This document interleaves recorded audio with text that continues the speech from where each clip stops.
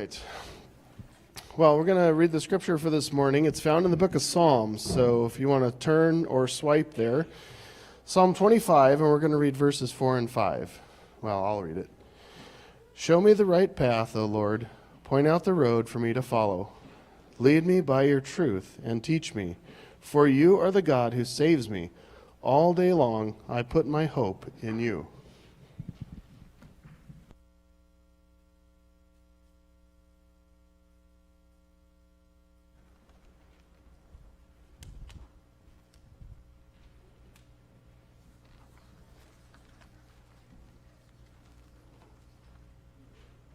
We on?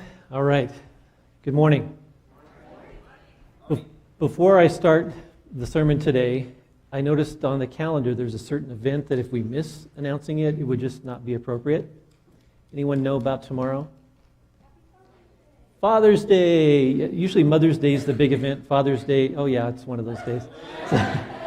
So, fathers in the room, if you would stand, we'd like to honor you. Thank you.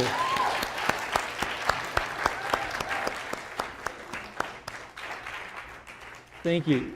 Isn't it true that we would not be who we are today without our fathers? I just saw my father last week at their 60th wedding anniversary, and it's good to see and be involved in our fathers' lives. But you know, there's another holiday, another Father's Day that comes every week. Today is Father's Day. It'd only be appropriate if we give him some praise as well. Thank you.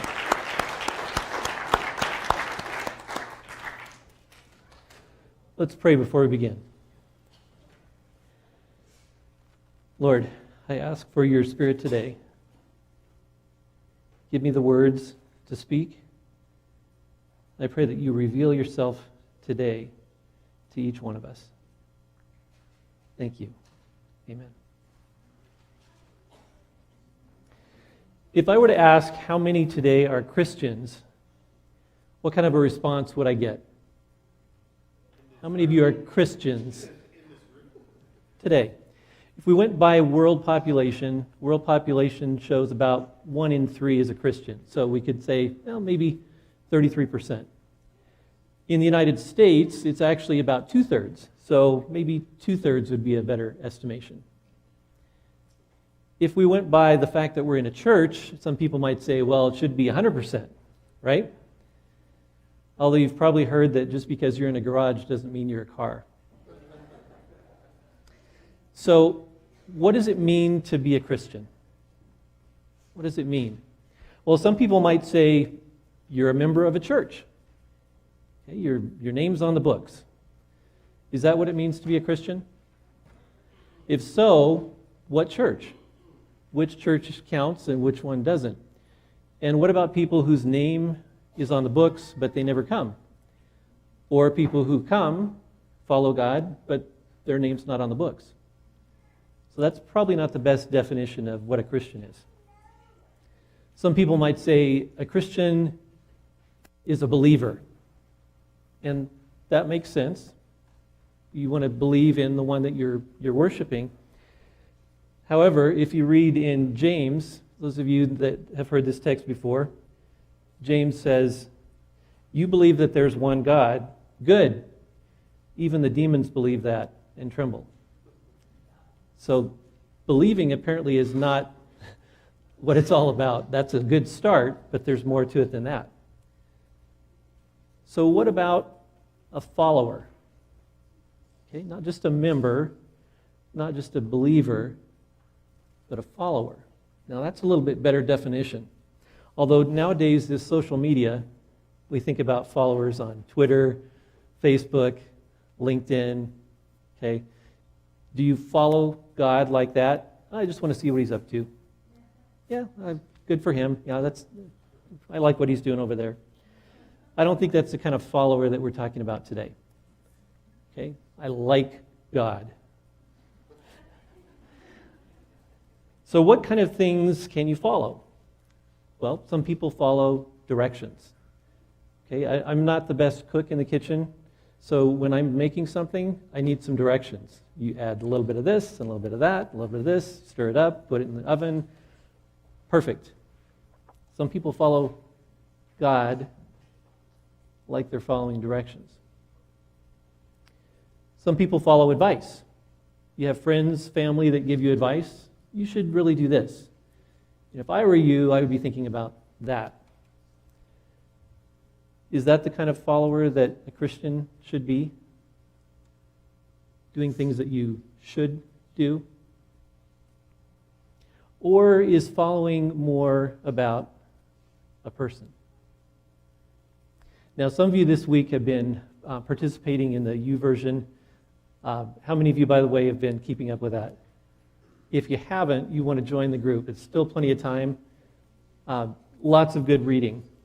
So one of the things that we've been studying about this week is about when Christ was picking his disciples.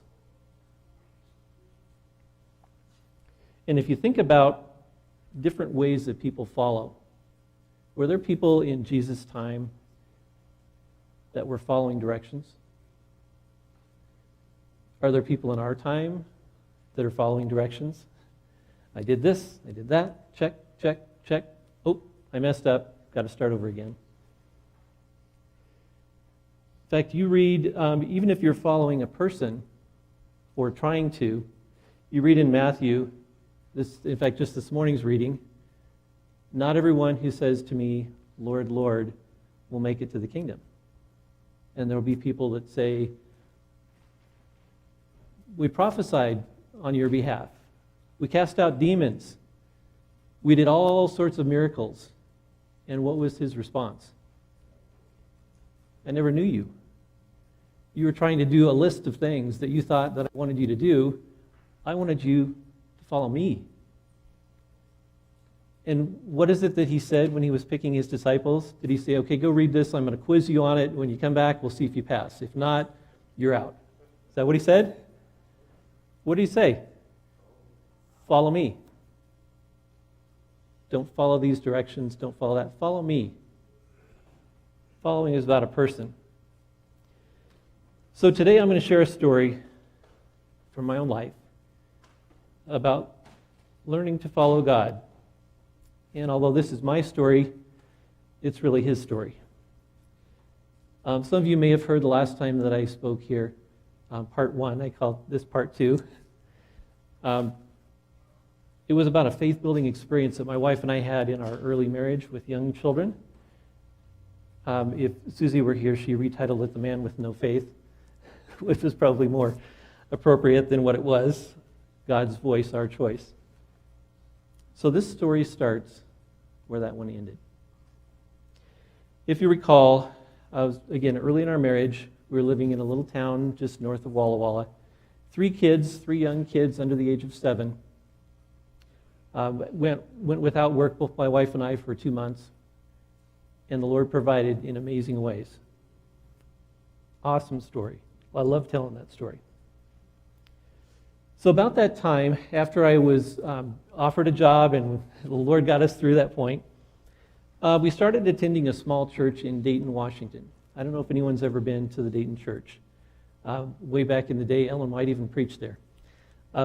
Small church, and before that we'd been attending the Village Church. Now, if you've been to College Place, Walla Walla, total different situation. Village Church, probably 800, 900, maybe 1,000 members. Dayton Church, little church, about maybe 80 members. And if you've ever attended a small church, there's a whole different atmosphere to that. In a big church, you can show up, sit in a pew, leave, no one ever talks to you, and you don't feel like you're a part of it. But we noticed something at the Dayton church that was different. For starters, they had a lay pastor, so it wasn't somebody that came in that was all polished. It was somebody that, like me, got up in front and tried to do his best, and the Lord used him. Godly man. We noticed some other things about the church there as well. People prayed with each other. You'd go into the lobby and there'd be 2 people over to the side that were talking, and then they would be praying with each other right there in the lobby. And it's like, wow, I don't think I'd ever seen that before at the other churches I've been to. And one thing that we noticed there too is that they had a potluck every Sabbath, which we like to do here. But everyone stayed every Sabbath for potluck. It was a family. It was a family experience. And we went there and were welcomed into this family. Have you ever had an experience like that? It's awesome. And I hope if you're visiting us today that that's your experience with us. We also noticed something else. When we stayed for potluck in the fellowship room, there was a chalkboard on one wall, and it ran almost the whole length of the wall. So we asked about that. Why is there a chalkboard in the fellowship hall?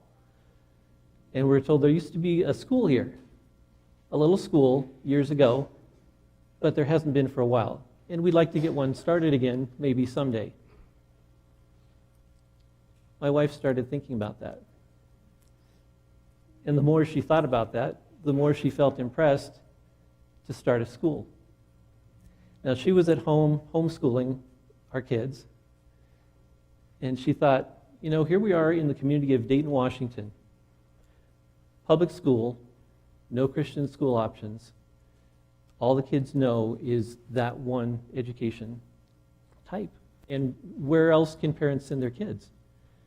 So she prayed about that.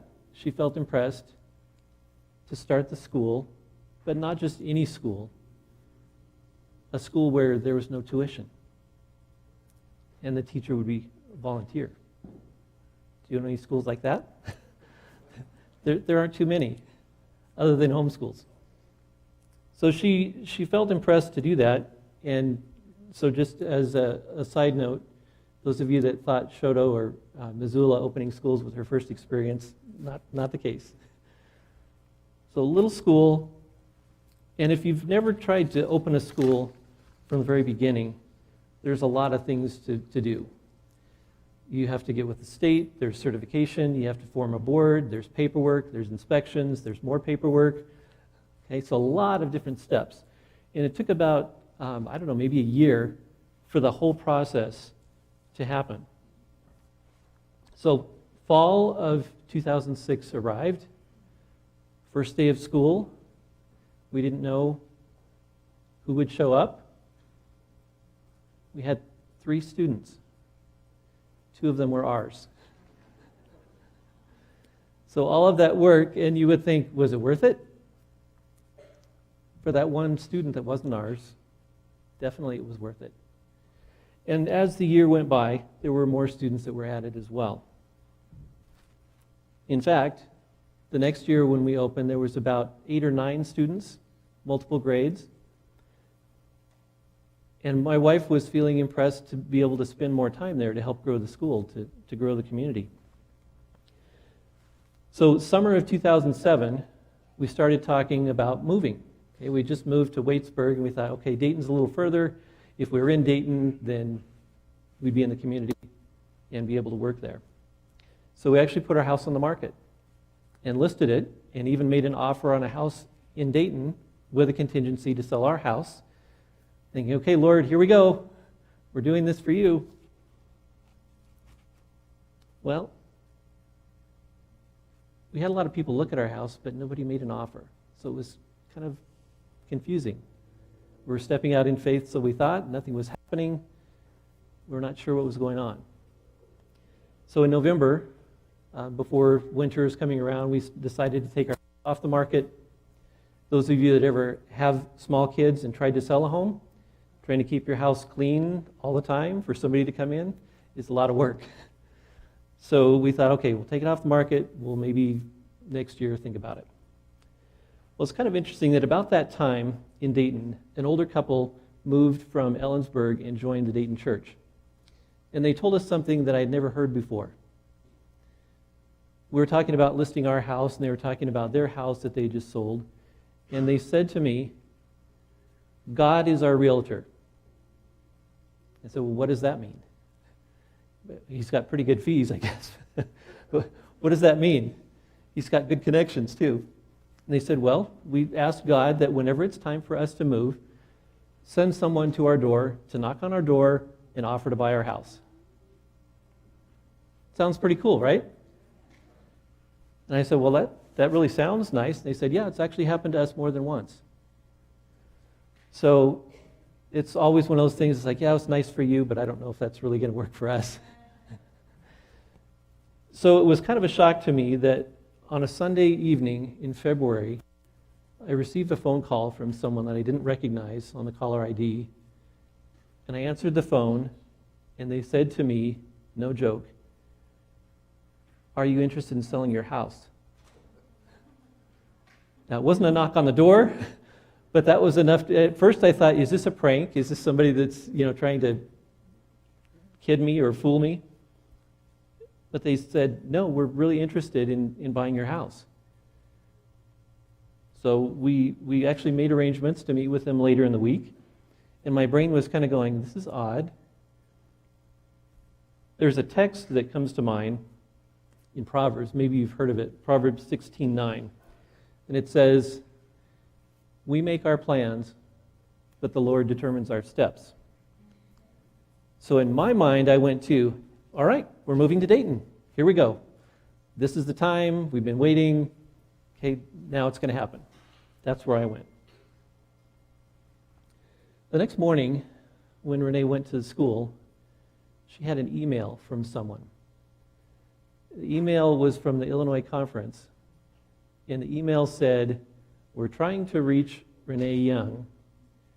Can you help us get in contact with him? Thinking that Renee was a guy. Trying to get in touch with Renee Young. It was my wife.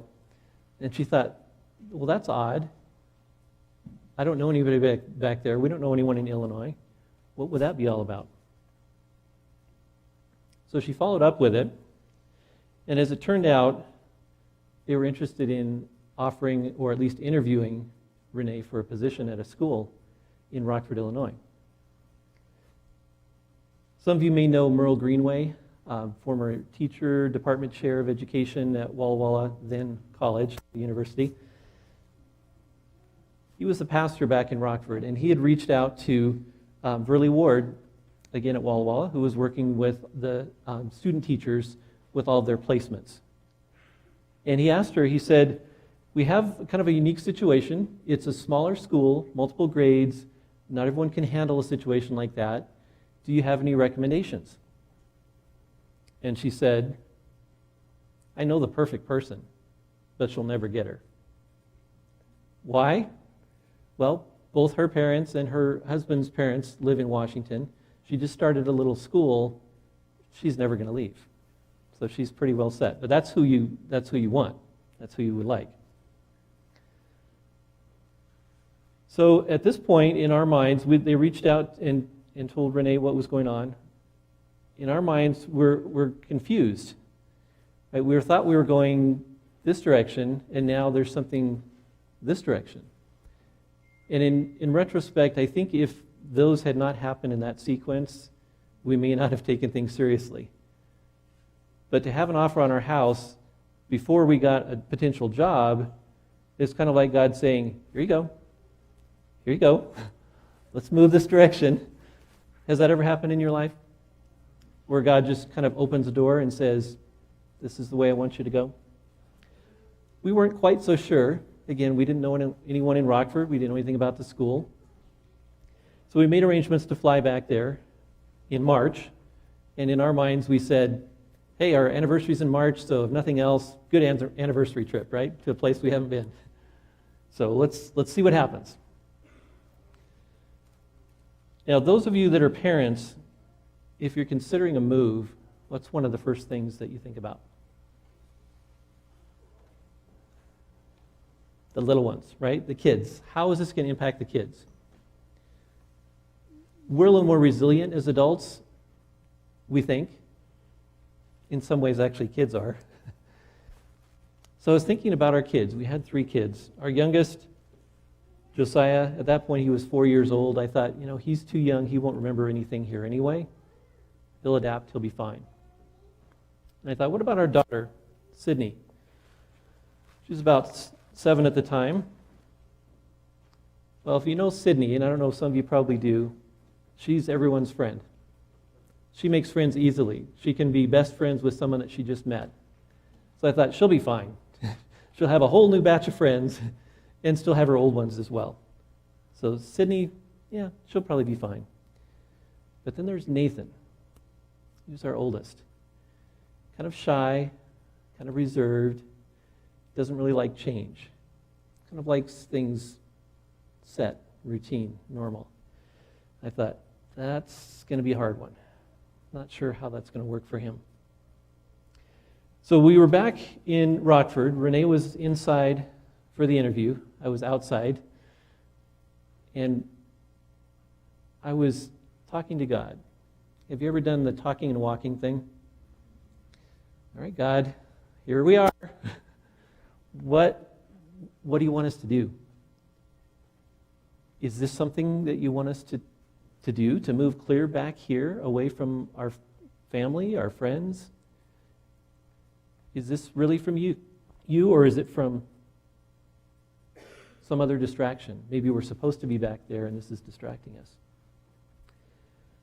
So I was praying and telling him about my kids, like I know better than he does about them. And I was saying, okay, I think it's going to be okay for these two, but what about Nathan? He said, it's just going to crush him, the type of a person that he is. And about that time, I heard a sound coming from a tree. And I looked over to see what the sound was. Has anyone ever heard the sound of a bright red bird called a cardinal? Significance of that? Nathan's favorite color and favorite bird. Favorite color red, favorite bird was a cardinal. And it was like God was saying, he's going to be okay. I got this. This is his favorite bird. He's never seen one in his life. They're going to be all over back here. He'll be fine. Isn't God good? So we finished the interview, and they said that there was one other applicant that they were going to interview at the end of April. So we thought, okay, we've got several weeks to wait. We got back home, Renee said, I don't think it's going to be as long as they said. And she was right. They didn't do the interview for the other candidate. They offered the position to Renee. We prayed about it and felt impressed that that really is where God wanted us to be. So we accepted. And there's a caution here. What I'm about to describe to you is not normal. I would say don't try this at home. Although in retrospect, it was an awesome experience.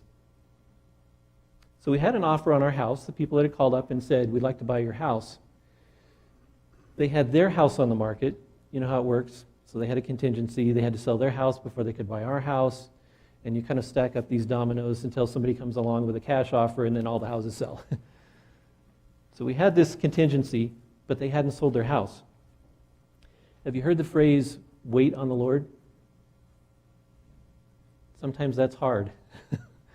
Okay, the time's coming, nothing's happened, right? How about now?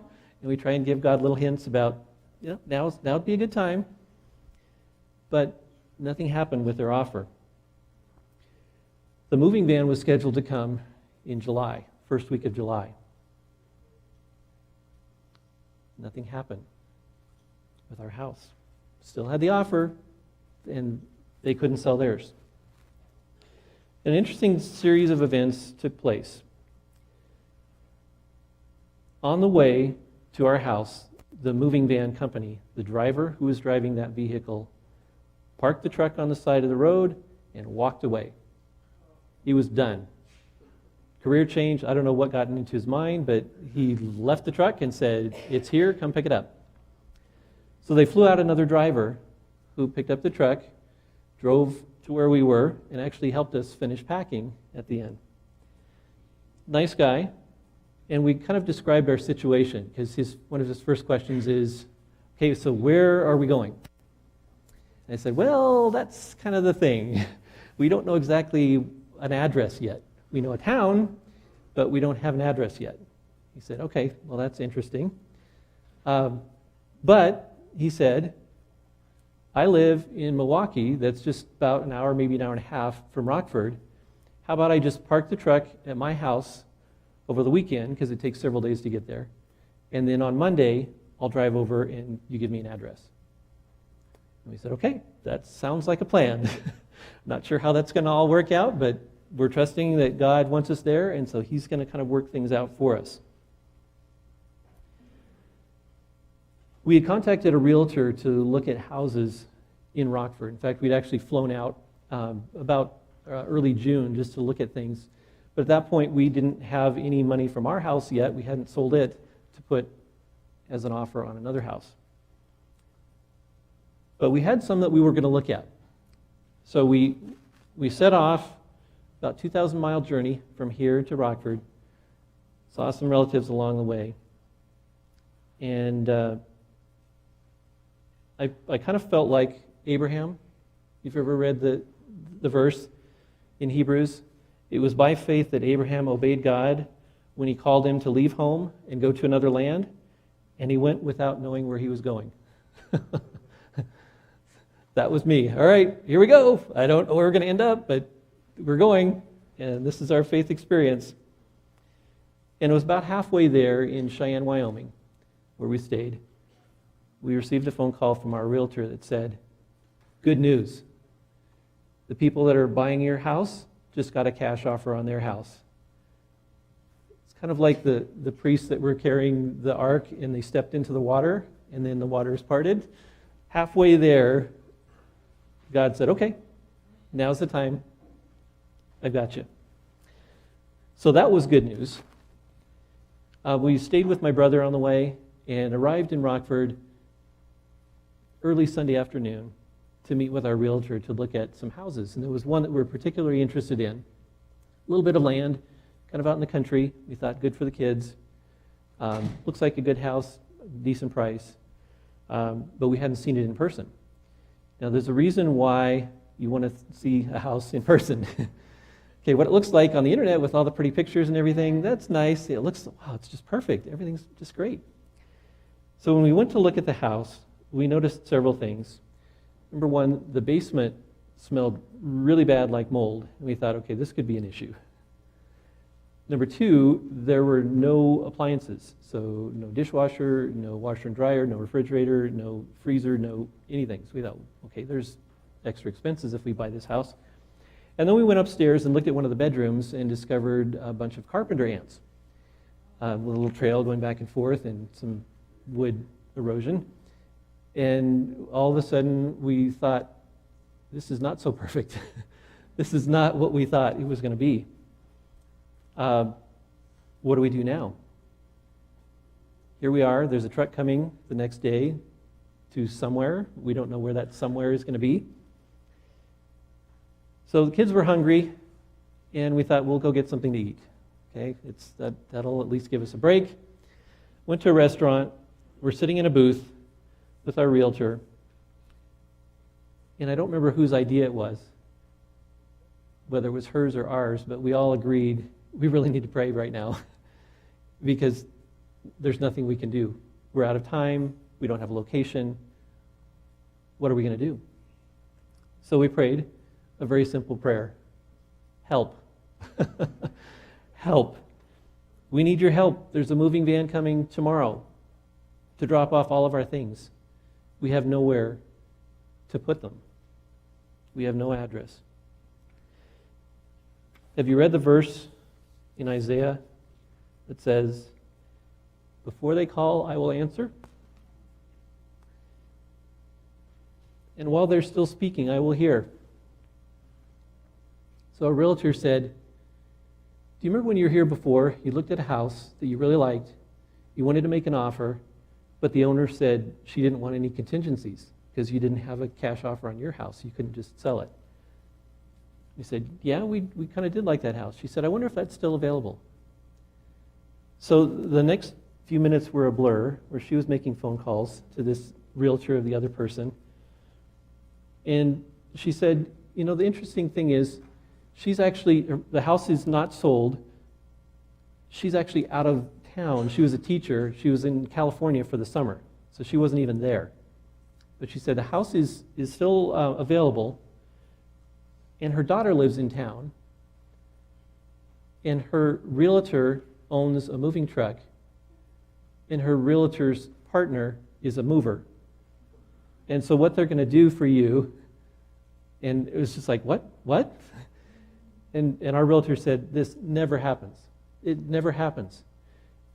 They're going to move all of their stuff out of the garage into the house so that we can move our stuff into the house before we'd signed anything, before there was any money that had exchanged hands. They're going to allow you to put your stuff in the garage. They'll move her stuff out while she's gone in California. The daughter came in, the realtor came in, the mover came in, packed up all of her stuff, moved it out over about 4 days period. We stayed in a hotel, and then we were able to move in with a short-term lease until closing. Does that happen to anyone else? I didn't think so. And again, we're told by our realtor and theirs, we never do this. We don't know why this happened, but we know why this happened. The house that we lived in there, it was perfect. Close to a park, little natural area out behind. We'd see coyotes and other animals running around. Quiet, safe neighborhood. God had picked out the house for us, the perfect house. When we moved for Renee's job. So she had a position. I did not. And I thought, I'll find something, I'm flexible, I can do a lot of different things, I have a business background. And so while I was looking, and I didn't find something right away, I spent a lot of time at the school doing volunteering. And this was, my sermon today is about following. So this was a chance for me to learn to follow a little bit more. And it was kind of interesting things that would happen, that would just happen. I don't know if you've heard this saying before, but God isn't as much concerned about your ability as your availability. I was available. And so there were interesting things that would happen. I would be at the school, and the school and the church were connected there in Rockford on a main street. And so there would be people that would just pop in and want to talk to someone. Is your pastor in? And if the pastor was not there, well, who can I talk to? Well, I guess I have time. I can talk to you. What do you want to talk about? And so there were times where people would just be walked to the door, and I would sit down with them and talk with them. Sometimes I would pray with them. I'd go down to the sanctuary and say, what's on your heart? Why are you here? Why did God send you here? There was other things about, we need a substitute teacher at the last minute. Kindergarten today. Okay, I'm it. Send me in. There was one day I remember that I was sitting in the office and kind of asking God, so what do you want me to do, like right now? What should I do?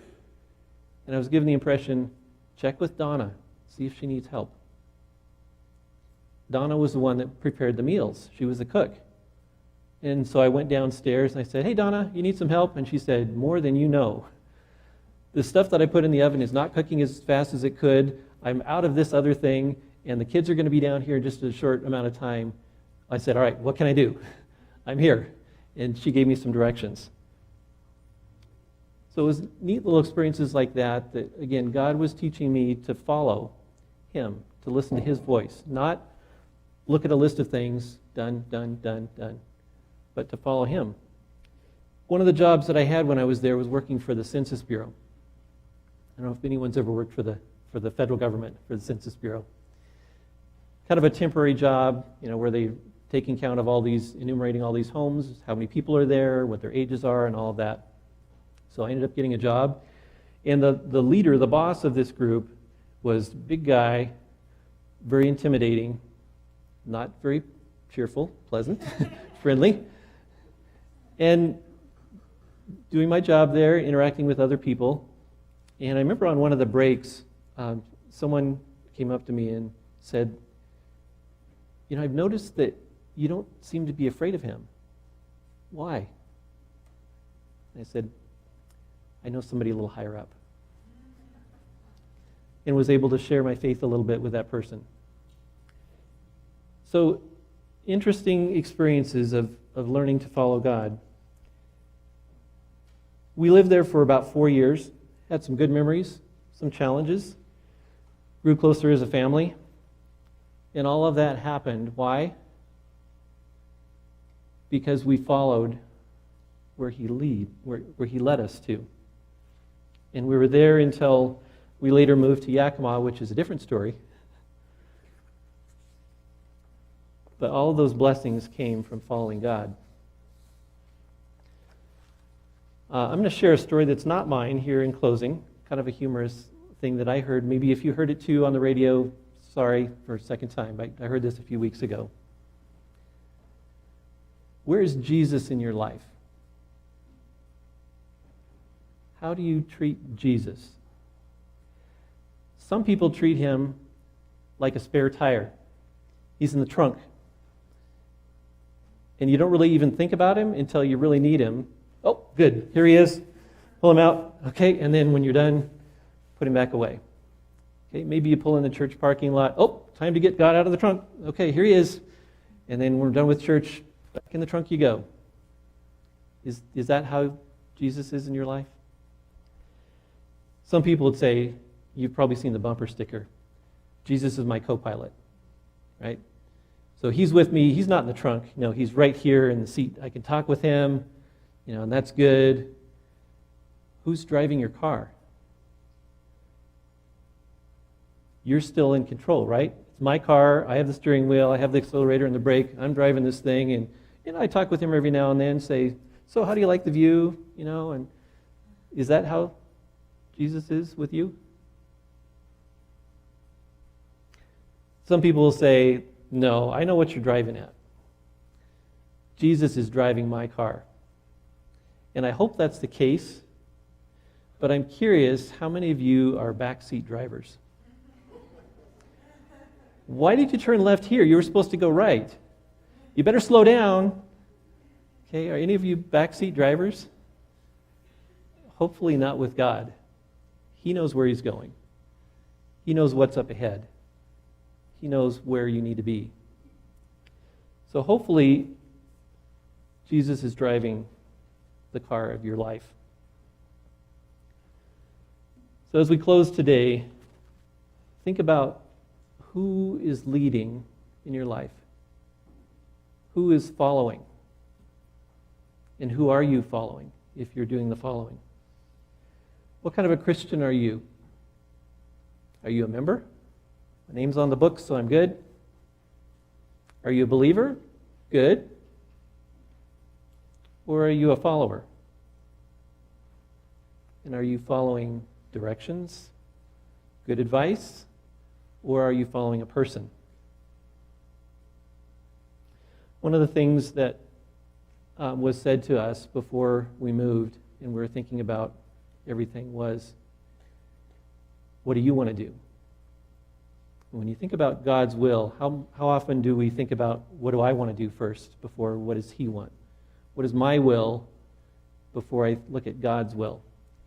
And one of the statements that someone made that was really interesting is, I'm not really interested right now, but I'm willing to be made willing. Are you willing to be made willing today? I hope so. It's time for our closing song.